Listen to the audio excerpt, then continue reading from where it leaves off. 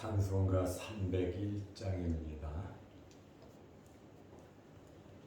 찬송가 301장.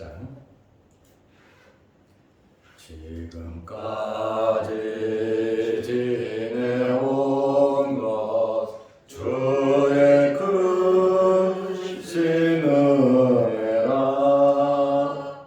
아니 없는 주의 사랑 어찌로 말하랴. 장하게나 주의 손이 항상 살펴주시고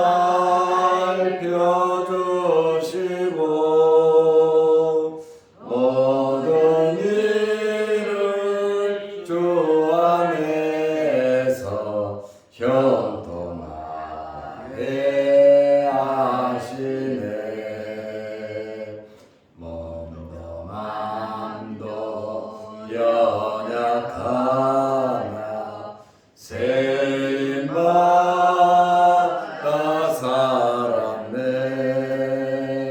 물붓듯이 부으시는 주의 은혜 족하나. 사랑 없는 거리에나 험한 산길 헤맬 때 주의 손을 굳게 잡고 찬송하며 가리라. 주님 다시 배올 날이 날로 날로 다가와. 무거운 짐 주께 맡겨 벗을 날도 멀잖네. 나를 위해 예비하신 고향 집에 돌아가. 아버지의 품 안에서 영원토록 살리라. 사도신경으로 우리의 신앙을 고백하겠습니다.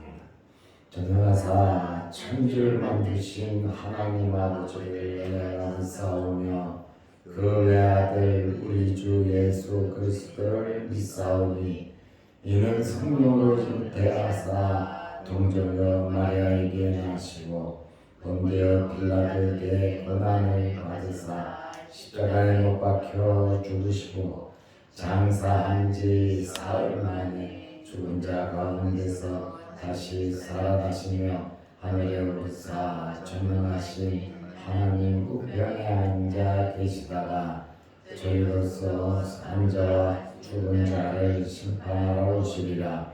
성령을 믿사오며 거룩한 공예와 성도가 서로 교통하는 것과 죄를 사하여 주시는 것과 몸이 다시 사는 것과 영원히 사는 것을 믿사옵나이다.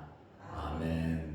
하나님의 말씀 누가복음 39장, 누가복음 6장 39절에서 42절 말씀까지 보겠습니다. 또 비유로 말씀하시되 맹인이 맹인을 인도할 수 있느냐? 둘이 다 구덩이에 빠지지 아니하겠느냐? 제자가 그 선생보다 높지 못하나 무릇 온전하게 된 자는 그 선생과 같으리라. 어찌하여 형제의 눈 속에 있는 티는 보고 내 눈 속에 있는 들보는 깨닫지 못하느냐? 너는 내 눈 속에 있는 들보를 보지 못하면서 어찌하여 형제에게 말하기를 형제여 나로 내 눈 속에 있는 티를 빼게 하라 할 수 있느냐? 외식하는 자여 먼저 내 눈 속에서 들보를 빼라. 그 후에야 내가 밝히 보고 형제의 눈 속에 있는 티를 빼리라. 아멘. 42절 말씀까지 보았습니다. 예수님께서 교훈을 하시고 가르치시고 말씀을 하실 때에 많은 비유를 사용하셨습니다. 비유를 사용하신 이유는 효과적으로 쉽게 말씀을 하심으로 이해하도록 빨리 깨달을 수 있도록 비유로 말씀을 하셨습니다. 그리고 또 많은 논쟁이 있을 때 예수님께서 비유를 자주 사용하셨습니다. 논쟁을 한다고 하면 분위기가 좀 험악하잖아요. 또 직설적으로 말을 하면 상처받는 사람들이 많거든요.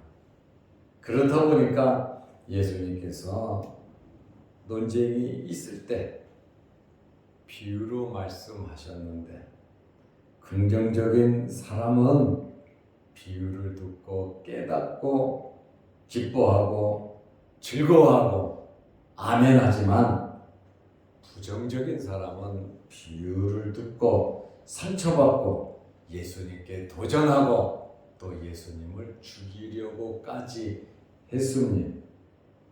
예수님께서는 이렇게 비유로 말씀을 하셨는데 비유는 듣는 사람에 따라 반응이 다릅니다. 우리도 말씀을 들을 때 열린 마음으로 긍정적으로 말씀을 듣고 상처받지 말고 은혜 받으시기를 바랍니다. 은혜 있는 자가 말씀을 들을 때 은혜 받는 거예요. 은혜가 떨어진 자가 말씀을 들을 때 상처를 받는 겁니다.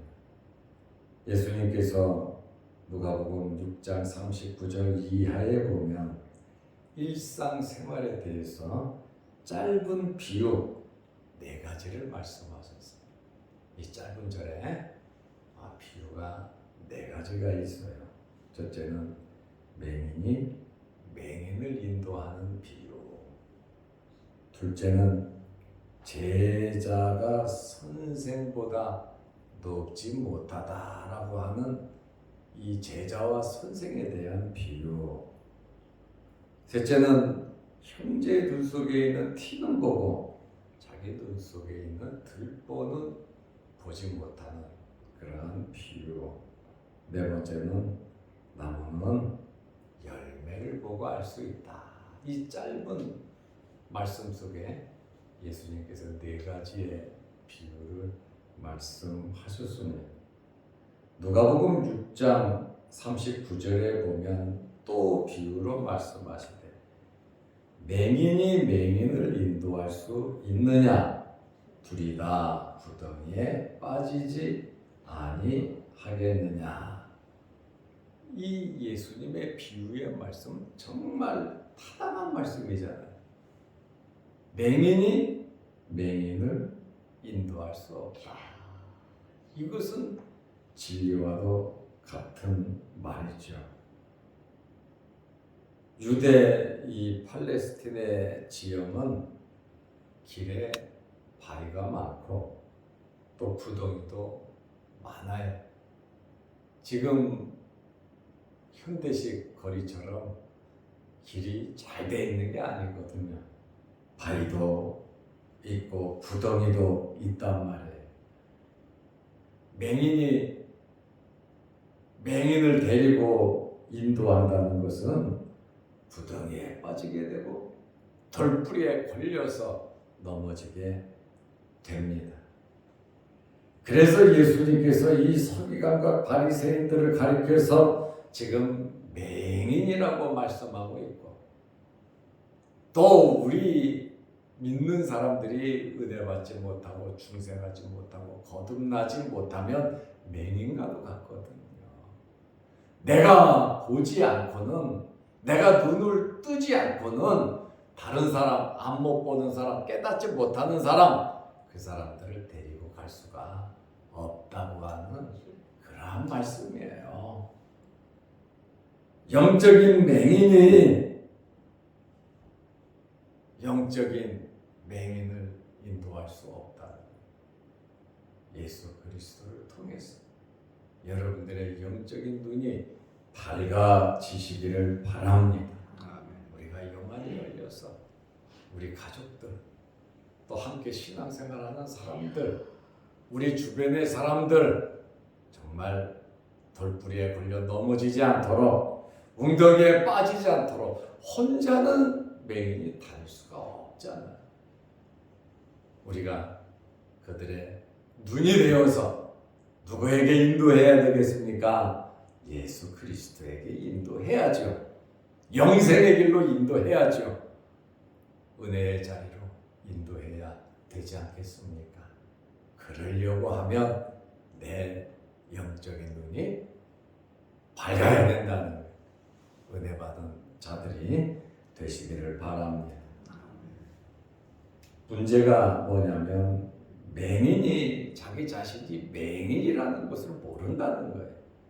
내가 제일 잘 본다고, 내 눈이 밝다고 착각하는 거예요. 그리고선 데리고 가니까 얼마나 문제가 심각합니까? 내 눈이 보이지 않는다는 걸 몰라요. 잘 보인다고 착각하고 있어요. 예수님께서 마태복음 23장 15절에 보면 배나도 지옥 자식이 되게 한다 그랬거든요. 영적인 소경이 돼서 길을 인도한다고 하더니 오히려 더 안 좋게 자기 자신들보다 배나 더 지옥 자식이 되게 한다. 이렇게 보지 못하면서 인도하는 자들에 대한 예수님의 첫 번째 비유의 말씀입니다. 두 번째는 제자가 그 선생보다 높지 못하다 이렇게 말씀을 하고 계십니다. 누가복음 6장 40절에 제자가 그 선생보다 높지 못하나 당연한 말씀이죠. 제자가 그 선생보다 높을 수가 없죠. 무릇 온전하게 된 자는 잘 배운 자, 그 선생에게 정말 잘 배운 자는 그 선생과 같으리라. 예수님의 말씀은 제자가 선생을 뛰어넘을 수는 없다는 말씀이에요. 마태는 10장 24절에 보면, 마태복음 10장 24절에 보면 종이 상전보다 높지 못하나니 당연한 이야기를 말씀하고 있습니다. 종이 주인보다 어떻게 높을 수가, 상전보다 높을 수가 있겠습니까? 제자가 어떻게 선생보다 뛰어넘을 수가 있겠습니까? 다시 말하면 선생과 제자는 하는 모든 게 가르치고 배웠으니까 똑같다 그 말이에요. 맹인이 맹인을 인도하는 것처럼 영적인 눈이 뜨지 못한 제자는, 선생은 제자를 아무리 가르쳐 봐야 깨닫지 못한다는 거예요. 진리를 깨달을 수가 없다는 거예요. 제자가 선생에게 잘 배우면 그 선생같이 된다. 당연한 말이죠. 바리새인과 서기관에게 배운 제자는 똑같이 서기관과 바리새인이 돼버리고 만나는 거예요. 이 거짓된 틀에서 절대로 벗어날 수가 없다는 거예요. 그러니 영적인 맹인에서 거기다가 또 선생이라고 남을 가르치고 있으니, 인도하고 있으니 이것은 심각한 문제가 된다 라고 주님께서 말씀을 하고 있습니다. 그래서 예수님께서 우리 자신을 먼저 돌아보라고 말씀하고 있습니다. 은혜 받은 자, 겸손한 자는 먼저 내 부족과 내 자신을 돌아봅니다. 그러나 교만한 자는 자기 자신을 절대로 볼 수가 없습니다. 누가복음 6장 41절 말씀에 보면 어찌하여, 예수님께서 41절에 어찌하여, 참 안타깝게 어찌하여 그러시죠. 누가복음 6장 42절에도 어찌하여 또 말씀을 하시고 계십니다. 안타까운, 잘못됐다는 거죠. 형제의 눈 속에 있는 티는 보고 내 눈 속에 있는 들보는 깨닫지 못하느냐. 바로 이것이 서기관과 바리새인들의 정체, 자신을 보지 못하는 교만한 자를 말하고 있습니다. 39절 40절과 연결된 잘못된 선생의 과오를 말하고 있습니다. 어떤 과오를 말합니까? 맹인이 맹인을 인도하는 과오란 말이죠. 또 제자는 제자일 수밖에 없는 선생보다 더 나쁜 길로 들어갈 수밖에 없다는 말입니다. 깨닫지 못하면, 회개하지 않으면 절대로 은혜 받을 수가 없습니다. 우리는 말씀 앞에서 변화되어야 하고 성장해야 합니다. 우리는 우리 자신들을 돌아볼 줄 알아야 하는 것입니다. 여기 들보라고 하는 이 말은 대들보예요. 대들보. 대들보에서 대자를 빼니까 들보가 되어버리는데, 건물 석가래에 쓰기에 이 석가래는 지붕을 받쳐주는 그 구조물이거든요. 아주 큰 그 기둥이에요. 이 들보는 석가래에 쓰기에 적절한 옆에 대는 굉장히 무거운 목재를 말합니다. 내 눈 속에 들보가 들어있다. 어마어마하게 잘못된, 앞을 볼 수 없는 엄청나게 큰 들보가 눈 속에, 내 눈 속에 들어있다. 이렇게 말하고 있거든요. 내 눈 속에 있는 들보는 보지 못하면서 어찌하여 형제에게 말하기를, 형제여 나로 내 눈 속에 있는 티를 빼게 하라. 이 들보하고 티는 비교할 수도 없어요. 이 티라고 하는 것은 카르푸스라고 하는 단어인데 조각조그만 조각, 나무 부스러기를 말합니다. 눈 속에 들보가 있는 사람이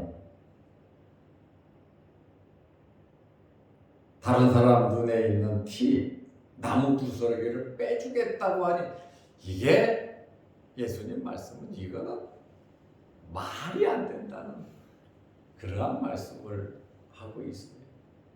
맹인이 맹인을 인도하는 게 말이 되냐. 그리고 잘못된 영적인 눈을 뜨지도 못한 그 사람이 가르친다고, 제자를 가르친다고 하고 있으니 그 제자는 어떻게 되겠냐. 바로 들보가 눈 속에 있으면서 티를 빼주려고 하는 것과 똑같다고 하는 그러한 말씀이에요. 내 자신을 절대로 발견하지 못하는, 그러니까 상대방을 제대로 파악하고 볼 수 없는 상태를 의미하고 있죠. 우리는 이러한 상태에서 남을 지도하고 가르치고 인도한다고 앞장서서 일을 하는 사람들도 없잖아 있다 그 말입니다. 이것은 엄청난 문제가 발생이 됩니다. 자신의 커다란 범죄에도 불구하고 형제의 생활 속에서 조그마한 실수나 잘못을 비판하는 거짓된 위선적인 행동에 대한 말씀이라는 것이죠. 그래서 예수님께서 이 바리새인들, 서기관들의 이 심각성을 지금 말씀하는 거예요. 지금 제자들에게 하시는 말씀이거든요. 지금 실상이 이렇다. 니네들은 이렇게 되지 말라는 거예요. 말씀을 듣고 깨닫는 너희들은 이렇게 맹인이 맹인을 인도하듯이 영적인 눈을 뜨지 못하고 너희들보다 더 깨닫지 못하는 자 만들지 말고 내 눈 속에 들보가 있는데 형제 눈 속에 자꾸만 것을 허물을 가지고 왈가왈부하지 말라고 예수님께서 지금 말씀을 하고 있는 겁니다. 나는 진리고 다른 사람은 진리가 아니에요. 나하고 가깝고 내 생각과 같은 사람은 옳은 거고 나하고 생각이 다른 사람은 반대자는 적이고 원수고 나하고 화합할 수 없는 사람이 돼버리고 만다는 거예요. 우리는 지금 말씀하시는 왜 이런 말씀을 하시는지 예수님의 마음을 헤아려야 합니다. 지금 마태복음 5장에는 산상수훈이라 그랬죠. 지금 평지교훈, 산은 맞는데 산에 있는 평지에서 말씀을 하시기 때문에 평지수훈이라 그런단 말이에요. 지금 제자들을 선택해 놓고 제자들에게 예수님께서 지금 말씀을 하고 계시는 거예요.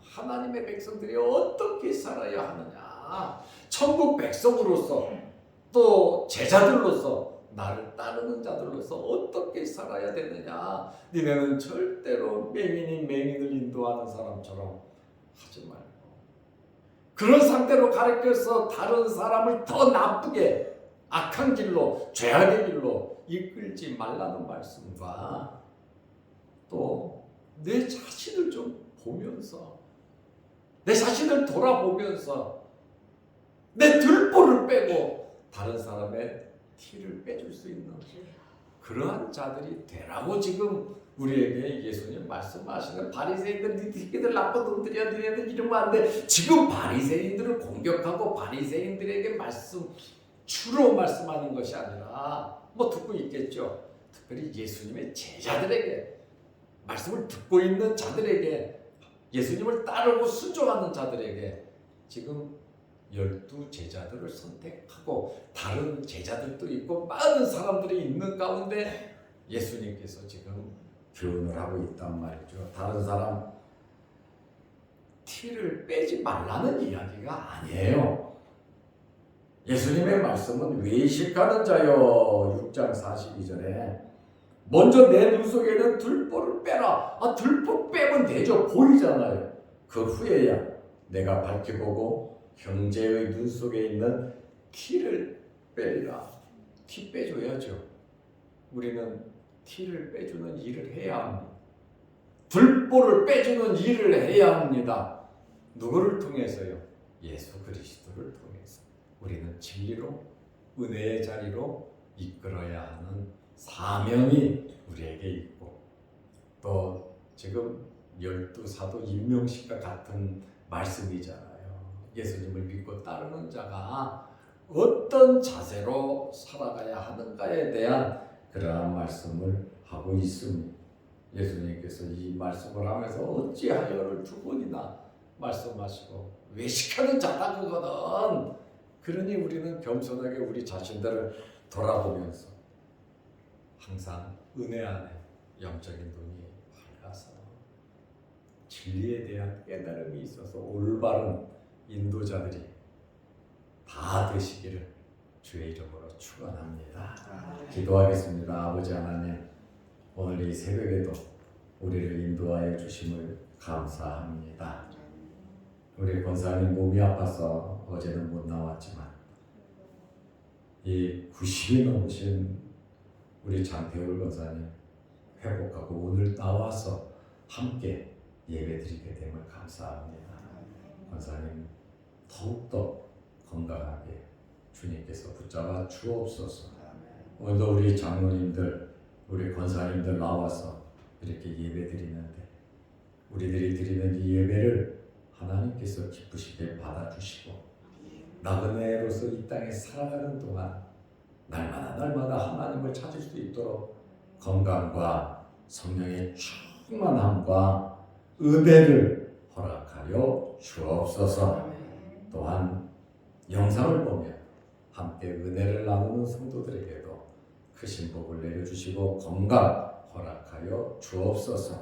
오늘 하루도 말씀 안에서 은혜 안에서 우리 자신들을 돌아보면서 겸손하게 살아가는 하루 되게 하옵소서. 예수님의 이름으로 기도드리옵나이다.